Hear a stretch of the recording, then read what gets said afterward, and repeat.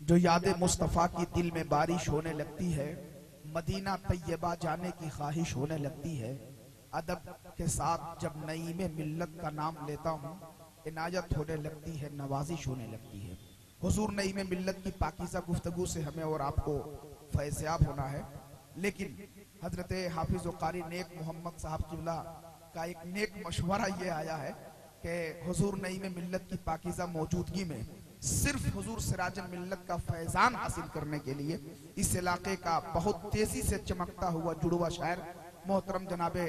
इम्तियाज़ नवाज साहिबान एक मतला दो शेर के लिए, चूंकि दिली ख्वाहिश है इन लोगों की कि हुजूर नईम मिल्लत की पाकीज़ा मौजूदगी में सरकार हुजूर सिराज मिल्लत की नाम की बरकतें हासिल करके फैजान हासिल करें, इसलिए मैं बिला ताखीर हजरत इम्तियाज़ नवाज साहिबान से मैं गुजारिश करूंगा कि दिल मुनव्वर कीजिए, रुख आईना कर लीजिए, उनके दर पे सर झुकाकर कद बड़ा कर लीजिए। नात के अशआर भी भर देते हैं जख्म हयात, इसमें शक है आपको तो तजर्बा कर लीजिए।